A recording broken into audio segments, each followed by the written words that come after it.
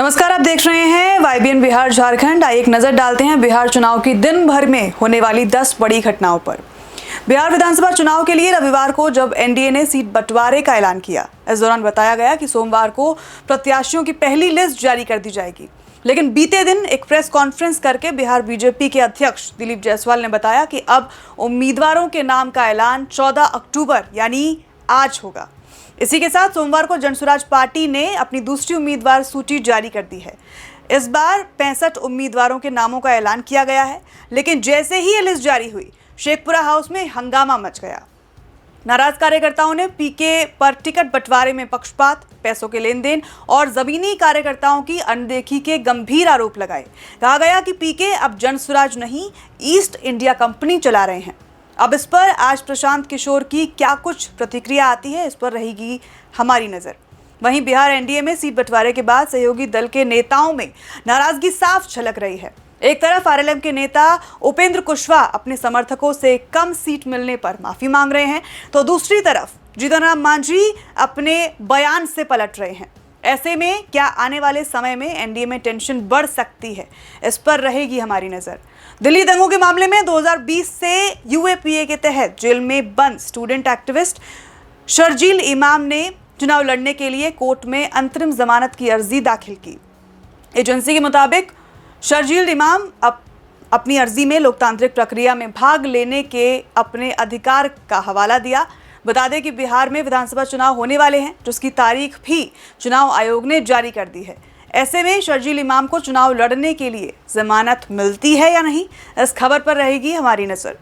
Bhojpuri star Pawan Singh इस वक्त अपनी पत्नी ज्योति सिंह के आरोपों को लेकर चर्चा में है। भाजपा में पवन सिंह की वापसी के बाद से चर्चा थी कि वो काराकाट या आरा से विधानसभा चुनाव लड़ सकते हैं, लेकिन पत्नी से विवादों के चलते तय हुआ कि पवन सिंह अब चुनाव नहीं लड़ेंगे।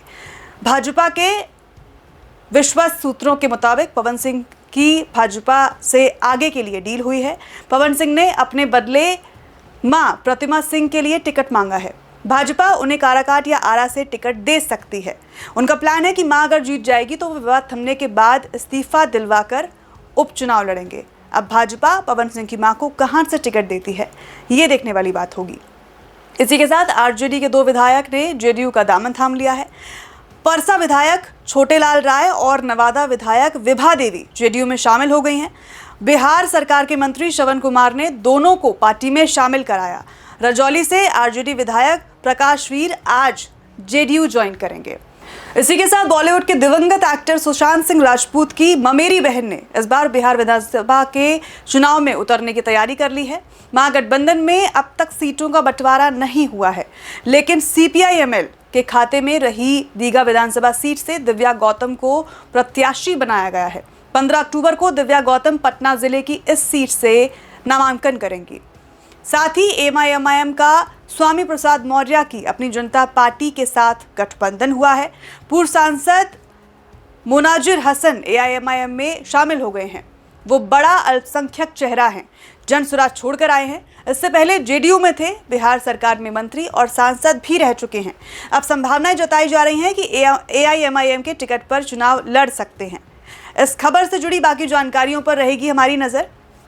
पटना में आरजेडी नेता भाई वीरेंद्र ने कहा कि बीते दिन कोर्ट में लालू यादव की पेशी थी, इसीलिए महागठबंधन में सीट शेयरिंग की घोषणा नहीं हो पाई। इसीलिए आज यानी 14 अक्टूबर को सीट शेयरिंग हो जाएगी और इसकी घोषणा भी हो जाएगी। साथ ही आपको बताते चले कि दिनारा सीट आरएलएम के पास जाने से नाराज जेडीयू के सीनियर नेता जय कुमार सिंह ने पार्टी से इस्तीफा दे दिया है। उन्हें कभी नीतीश कुमार का करीबी माना जाता था, लेकिन अब सवाल यह है कि नीतीश कुमार के अगर इतने करीबी नेता ने पार्टी छोड़ी है, तो ये नेता अब किस पार्टी में जाते हैं, इस पर रहेगी हमारी नजर। बाकी बिहार से जुड़ी बड़ी खबरों के लिए जुड़े रहें YBN बिहार के साथ। नमस्कार।